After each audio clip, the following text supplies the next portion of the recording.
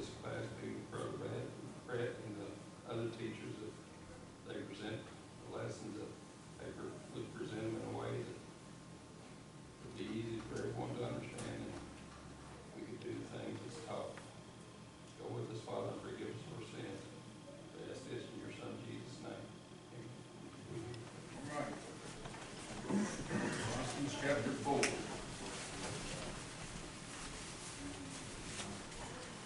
Colossians chapter 4, Paul is signing off on the letter with his greetings and good well wishes to the people there. And he is encouraging them and giving them instructions about the people he's with, the news that he has generated, and the things that he has seen important for them, and who it is that he is going to be sending. And we got down to around verse, I think it was 9 and 10. Is that right? Yeah.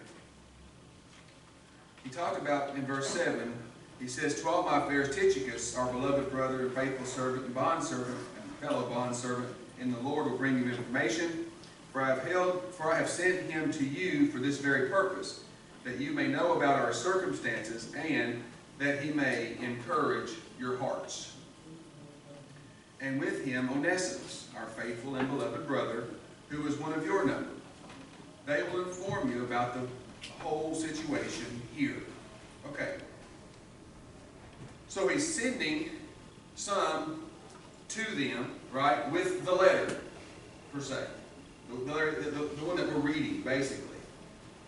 He's sending that to the brethren in Colossae, Tychicus and Onesimus. We don't know a lot about this Tychicus, but we do know that a few things. He is a brother in Christ and a faithful servant and a fellow bondservant in the Lord. When he says bondservant, when Paul considers himself a bondservant for the Lord, sometimes we think, well, he's in jail. Right? Well, I don't think that's always what that means. It can mean that. But I believe when we talk about here a fellow bondservant, maybe Tychicus had been in jail with Paul. Or maybe he had been in jail, period, for the cause of Christ. Or maybe he's just a faithful teacher and preacher that he is bound to the Lord in his teaching for others. Does that make sense? Okay. So he talks about Tychicus in this way. We know that those few things. He's faithful and he is a fellow bondservant.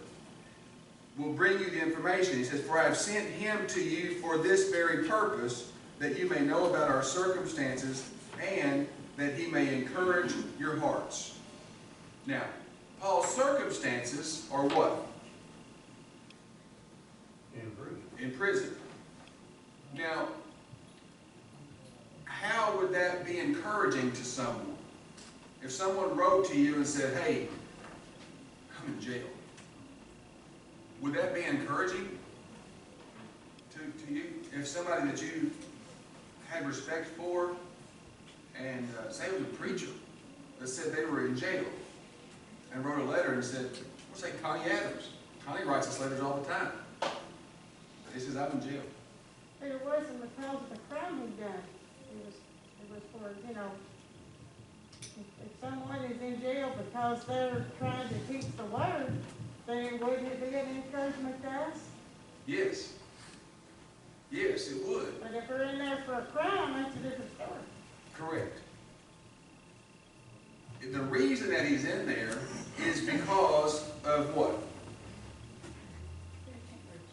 Preaching the what? The gospel. And what do you call it? Mystery. Mystery. For telling the mystery, he's in jail. Now, we don't know the circumstances of his time in jail. I mean, he may not be at this point in a jail where he is mistreated. He may not be in a place where they're starving him or torturing him. We don't know those circumstances per se. But we know that he's able to release this letter. He's able to have people with him to encourage him. So you don't think about this being, such a horrible imprisonment that he doesn't have communication. Okay? So just remember that. But he wants to encourage them. Brett, my version says that he may know your circumstances. That he may know. Verse 8. For I have sent him to you for this very purpose, that you may know about. That he may know your circumstances. Anybody else have something written like that? Read King James Version, verse 8. Whom I have sent unto you for the same purpose, that he might know your state and comfort your hearts. Now you see, what he was saying about these people, it was, I think so, or this might be right, it was things that he knew.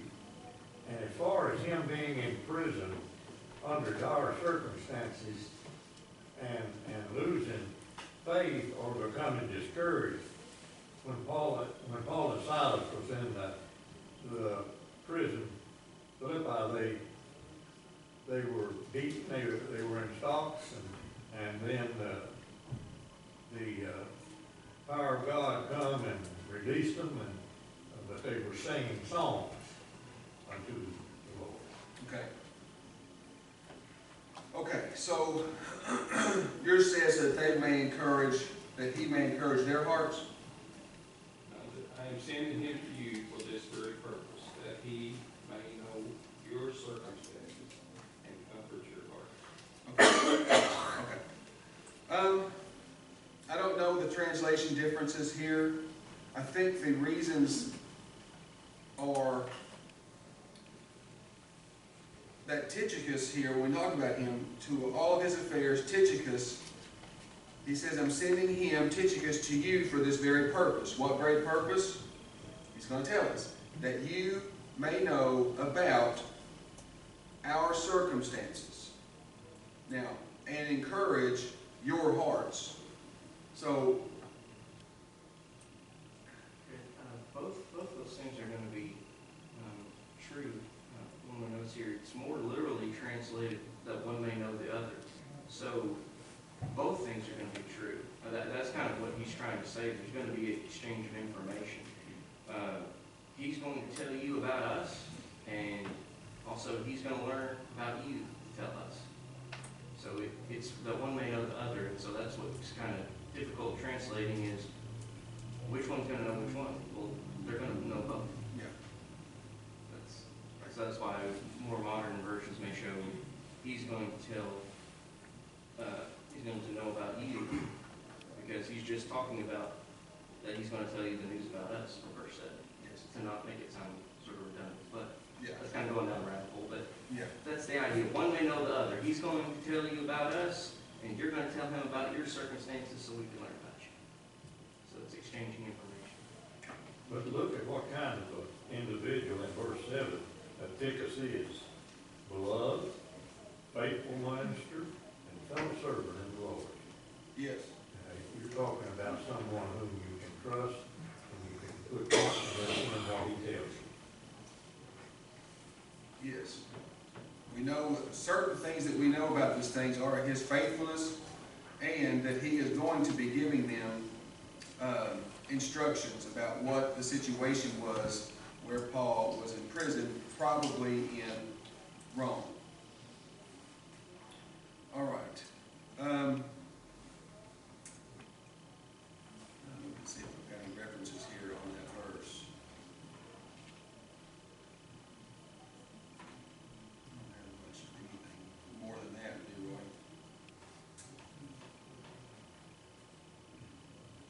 Well, this commentary says he could have used the present I am sending him in relation to his time of writing, but Tychicus would have already been in Colossae when the recipients read the letter. For this reason, Paul wrote from their perspective instead of his own. Well, that's the interpretation of the verse. just commentary, though. That's not gospel. Just let everybody know that. Brett, you mentioned earlier about how somebody had, a preacher wrote to us. Well, we know Paul doesn't go into a lot of personal details necessarily in these different letters to different places. So when he sends these people with him, and especially like in this instance, if it's, if by this time he's under more or less house arrest, imprisonment instead of in an actual prison, we know a lot of good came from those times. We know the people, even of the household of Caesar, were converted. So if those are the kinds of things that he's sending, to these people, that hey, look at all this good that's coming about from even though I'm, in chains, so to speak, if he's in that house arrest, he can't go anywhere. Even if I can't go anywhere, just look at all this good that's still coming from it, and how much encouragement that could be. Because we know that just about any time that Paul was in prison anywhere, something good seemed to come out of it. That's right, it did. And that was really the encouragement that they could give, is that he was in prison for what reasons? Teaching the gospel. And whose benefit was it? Their benefit. Right? And Paul took joy in the persecutions, didn't he? Because that meant that he was doing what he was supposed to do to please the Lord. Right? He takes joy in all of his suffering. Verse 9, and he's sending with him Onesimus. And Onesimus, it says, our faithful and beloved brother, who is one of your number. They will inform you about the whole situation here. All right. So Onesimus. We're going to read Philemon after we finish with Colossians. But tell me a little bit about Onesimus that you know of. He was a slave. All right. He was a slave. Or is he still a slave? He's a runaway slave. Okay. So being a runaway slave doesn't mean that you're no longer a slave either, does it? Right? I mean, if he... At one time, he had been unprofitable, it says in verse 11 of Philemon, but now is profitable to thee and to me. And he had come back to the Lord, and he was making right the things that were wrong, and now he is valuable to the kingdom. Yes. And his name translates actually into profitable or useful. But for the purposes of Philemon, he wasn't profitable and useful. But for the purposes for Paul, he was, wasn't he? He was profitable and useful. So, as a what was he profitable and useful? As a servant, as a beloved brother is saying, as for the cause of Christ, he was faithful. He had become profitable to Paul. Enough so that he's bringing this letter with Tychicus back to the church in Colossae. Now, do you think Onesimus might have known the territory? Okay, he says he is what? One of your number. Does that mean he is one of your number as a Gentile, or one of your number as a native of that place? As a Roman Christian or as a faithful worker. Okay, in that place there. Right? Yes. Yes, where they are. But he made the choice. He could have remained a runaway slave. But he made the choice. He could see where he was wrong, and he corrected it. Right.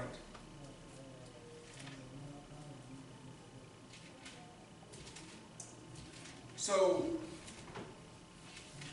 what happens, do you think, to Philemon, or to Onesimus, when he goes back?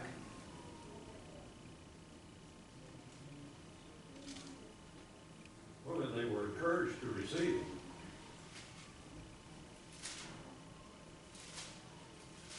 As a runaway slave. Okay, and as a faithful brother, right?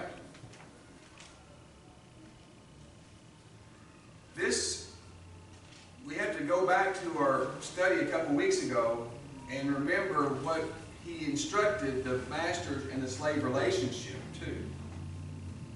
Right? And Paul tells his owner, said in verse 18, if he hath wronged thee or oweth thee aught, put that on mine account.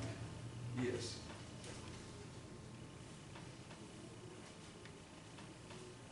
So, the master and slave relationship was very important to Onesimus, wasn't it? And Philemon? Right? Because of what reason? Because he was a fellow brother. Right, so he was not a slave to Philemon in Christ. They were equal. And that's what Paul's point was when he was writing this. You're equal to each other. In the eyes of the Lord, you're equal. Just remember, Philemon, that you too have a master. And you serve the same master that Onesimus does.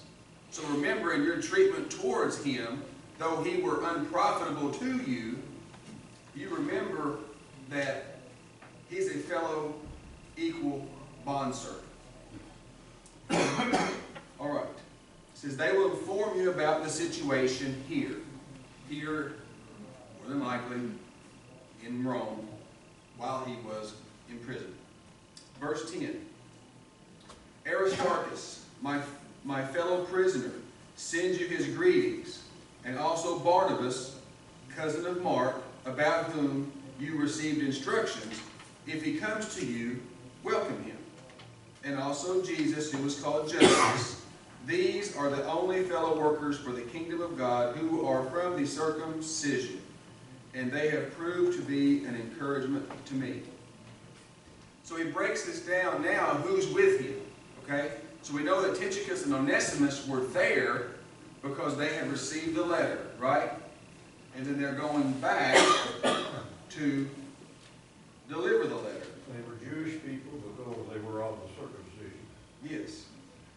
So these people were in prison with him, right? Is that what we're saying?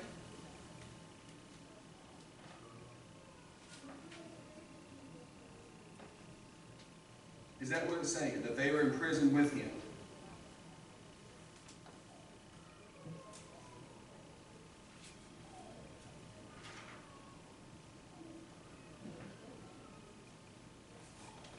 I don't see that. Okay? If you were fellow workers, these only are my fellow workers unto the kingdom All right. of God, which has been a comfort unto me. Okay? Yes. So the translation in verse 10 in mine says a fellow prisoner. It says it in this one, in King James too. King James says fellow prisoner. I think Dale was in verse 11. Oh, okay, yes. Justice. Fellow worker. Well, we can say this for sure, that they weren't able to go from where Paul is to deliver the letter in Colossae, because they're not one of the two that was picked for that, right?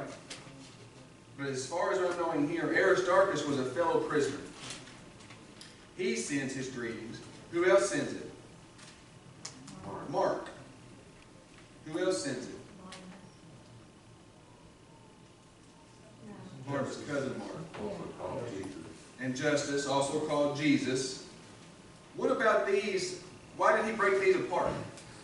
That's not all of them. Why did he break that apart? Or how did he break them apart in describing them? Talking about the circumcision, they were Jewish. All right, he described the Jewish ones first, and then he went and described the others. And verse 12 says, Epaphras. Now, they know Epaphras pretty well, don't they? Who taught them the gospel? Epaphras. Epaphras, who is one of your number, a bondslave of Jesus Christ, sends you his greetings, always laboring earnestly for you in his prayers, that you may stand perfect and fully assured in all the will of God. So, Epaphras now is with Paul, all right, tending to Paul maybe in some situation, but what did he do? How did Paul know about the brethren in Colossae? Epaphras told him. Now, Epaphras is there, and I don't see anywhere that Epaphras was going back. Epaphras in Philemon says that he was a fellow prisoner. Fellow prisoner in Jesus Christ. Yes. Verse 7 talks about, in Colossians 1, talks about Epaphras. And it says here, it talks about the gospel that had come to them, just as you learned it from Epaphras, our beloved fellow bondservant, who is a faithful servant of Christ on our behalf, and he also informed us of your love in the Spirit.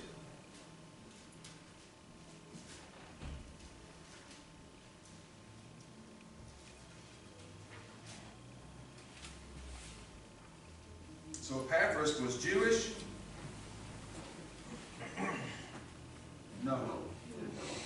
No, he wasn't Jewish.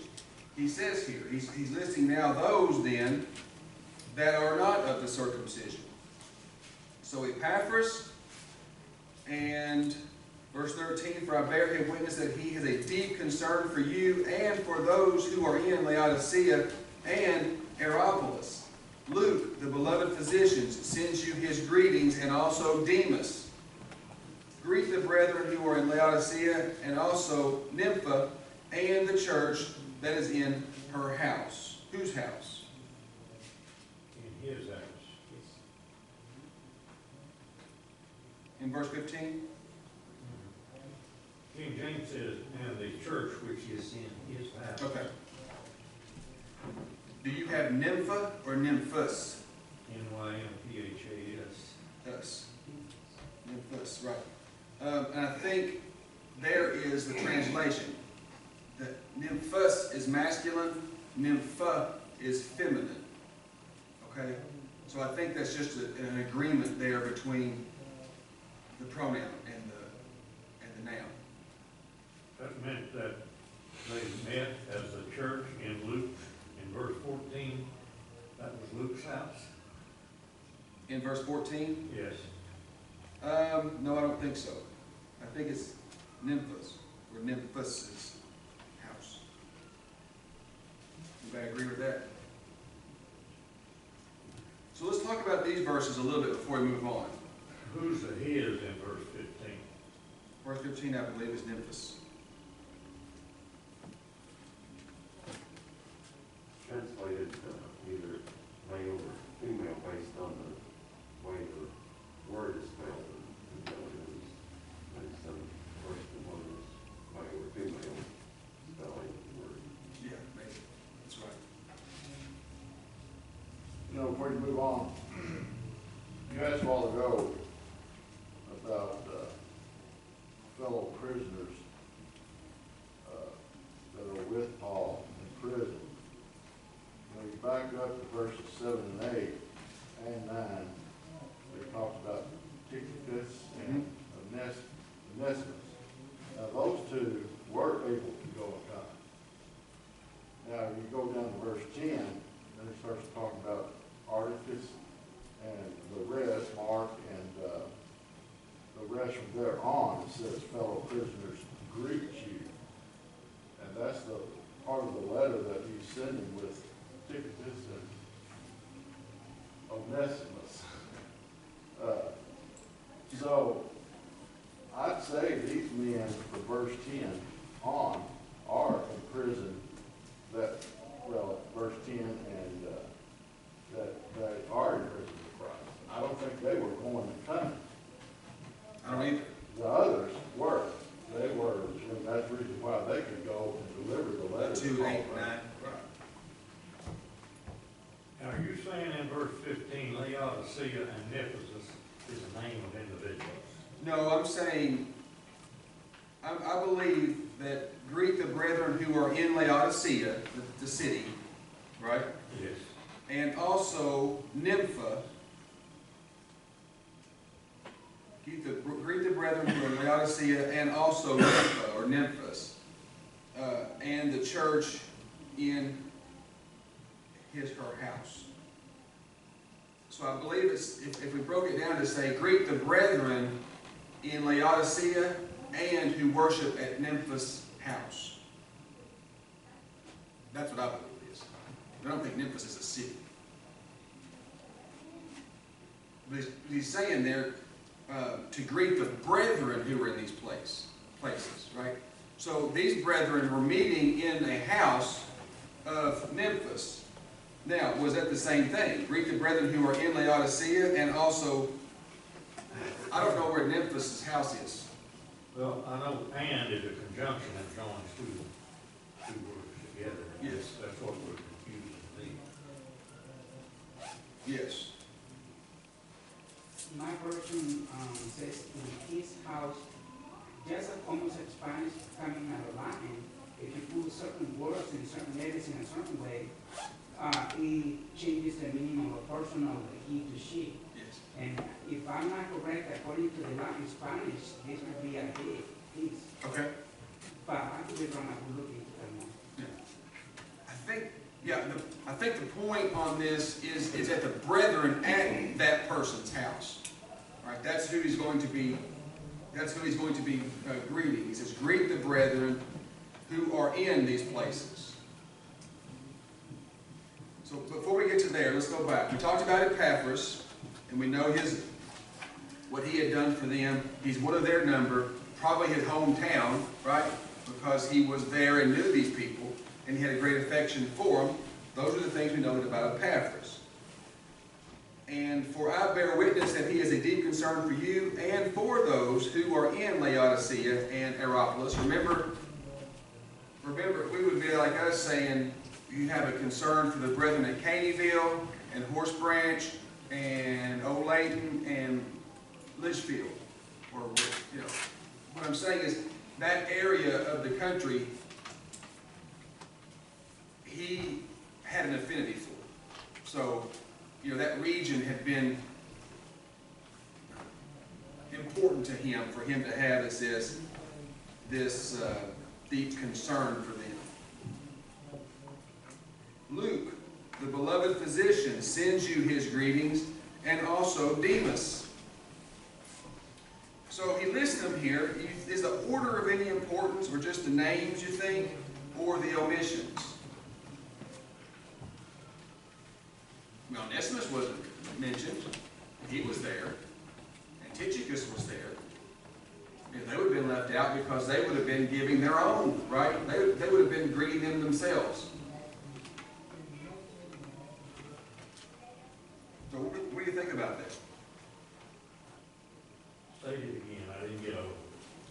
The ones that are with him, and it says here, first he breaks it down into Jew and Gentile. We'll talk about that a little bit. But why do you think he's even mentioning these people there? I mean, we don't know much about Demas in the context here, right? Well, I think he's putting them in a list that is so important. If it was to be said about you as an individual, as a Savior, that would go a long ways to telling what kind of a person that you are. Yeah. And these encouragements that he gave to these brethren tell us what kind of a person is when they're considered faithful in the kingdom of the Lord and working for it. But I think of Laodicea here. Now, when you come to the book of Revelation, he refers to them as being lukewarm. I'll spew you out in my mouth. There's no reason for them being like that, because this letter here, along with other possible efforts that was put forward, that they should not have been that kind of a congregation of people. That's the reason Paul put forth this effort here, and mentioning them as a congregation, that they not become in a condition that we know the last we know about all the time. Okay. That's a good point. Now, I think, let's remove all the ideas of communication that we know of at this point, right? Take out telephones, take out, emails, take out text messages, and just go back to the bare bones of a written letter that has to be delivered hand in hand. All right, so that tells you the communication between these places must be very infrequent in a way, right? But very important when you do get one, right? Imagine this. Imagine someone is overseas, maybe in the military. And David would know better than anybody on this, somebody who else. But it's time that you get mail. Did they give mail to you, David, when you were there? All right, you got mail. Was mail call pretty good? Big deal? Big deal. All right, so mail call gets called, right? So you get your letter, and you're opening up your letter. I'm just saying this because I've seen it on movies. You can ask him the value. But mail call comes, you're reading your letter, and you've got these names, and it says, oh, and Aunt Susie says hello. Oh, and Uncle Joe says hello. And such and such says hello, right? Well, in this, you remember, this letter is very important, right? But these people are saying, tell them I said hello.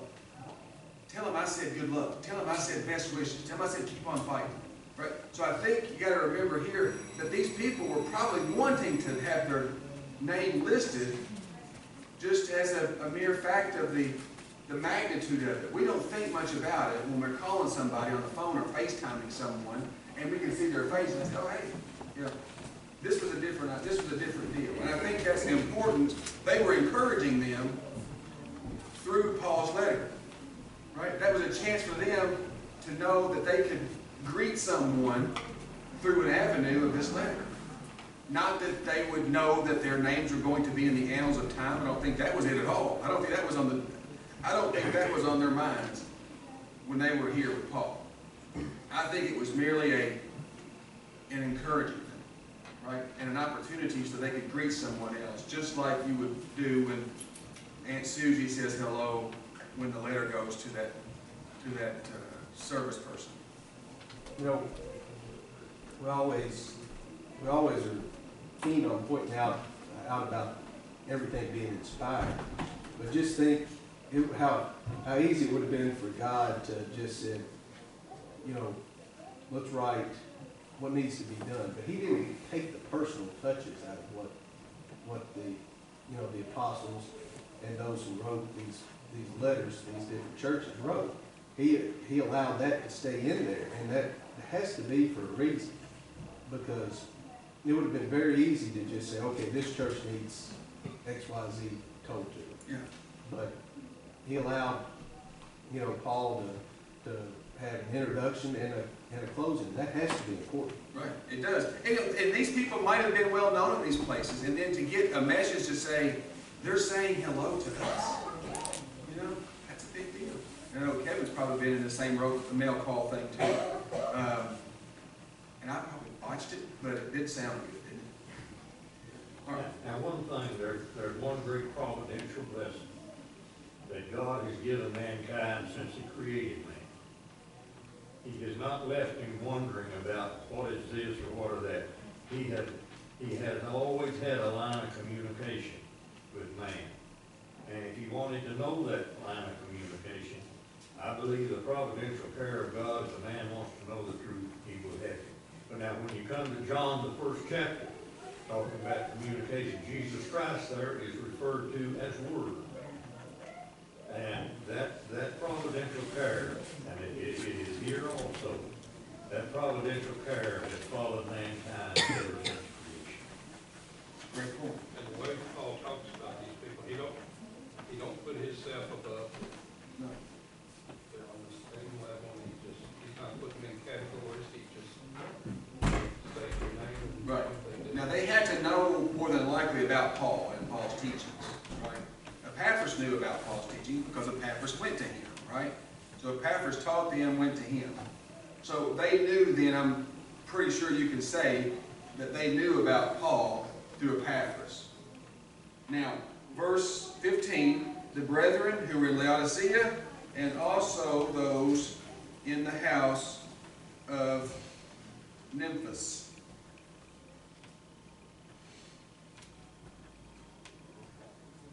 You can read commentaries about the Nympha versus Nymphas, and I think that's something that's beyond the scope of what we're doing here. I can tell you that those are just pronouns, his, her, referring to masculine people. And I don't know why. I don't know why they could not be definitively distinguished between the two. Well, it was in the house of Lydia.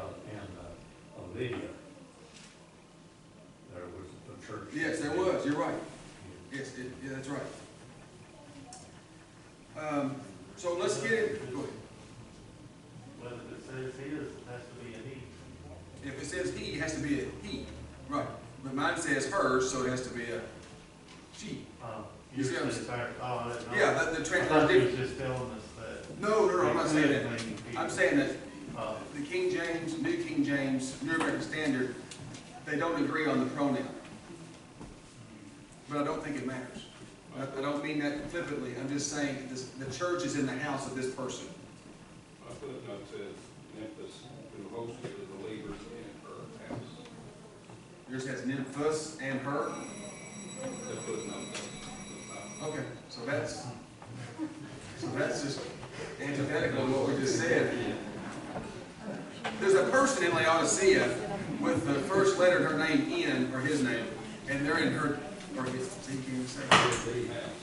They're in that house worshiping. All right, we'll finish up with Colossians chapter 4 in next week for sure, and then go ahead and start Philemon. No, that's here.